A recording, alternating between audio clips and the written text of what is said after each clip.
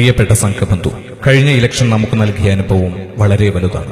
വ്യക്തി താൽപര്യങ്ങൾക്കും പണത്തിനും വേണ്ടി എതിർ പാർട്ടിക്കാരെ പരസ്യമായും രഹസ്യമായും സഹായിച്ചതും നെഞ്ചിലേറ്റിയ പ്രസ്ഥാനത്തെ ചതിക്കുന്നതും കൺമുന്നിൽ കാണേണ്ടി വന്നത് ഒരു പ്രാവശ്യമെങ്കിലും പരമപവിത്ര ധ്വജത്തിന് ആത്മപ്രണാമം ചെയ്ത സ്വയം സേവകരെ വേദനിപ്പിക്കുന്ന കാഴ്ചകളായിരുന്നു. തിരിച്ചറിവില്ലായ്മയായി കാണുന്നതിനുമപ്പുറം സംഘവഴിയിൽ നാം കണ്ട മുന്നറിയിപ്പായിരുന്നു ഓരോന്നും. സംഘത്തെ പരാജയപ്പെടുത്താൻ പുറമേ നിന്നും ആൾക്കാർക്ക് സാധിക്കില്ല. അങ്ങനെ സംഭവിച്ചാൽ അതിന്റെ കാരണം നാം മാത്രമായിരിക്കും എന്ന പൂജനീയ ഗുരുജിയുടെ വാക്കുകളാണ് ഇവിടെ അനർത്ഥമാകുന്നത്. ഇത് ആവർത്തിക്കാതിരിക്കാൻ നാം കരുതിയിരിക്കേണ്ടതാണ്.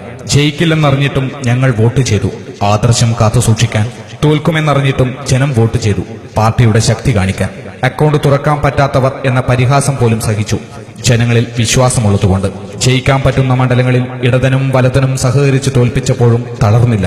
അന്തിമ വിജയം ധർമ്മത്തിന്റേതാണെന്ന് ഉറപ്പുള്ളതുകൊണ്ട്.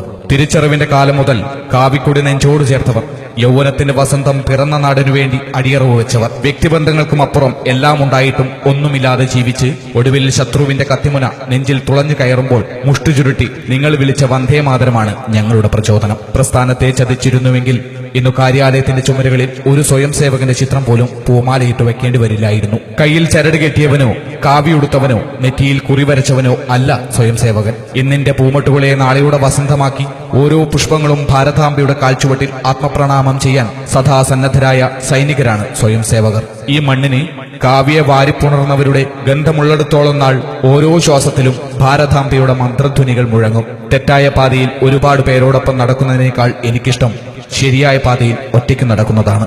വന്ദേ മാതരം.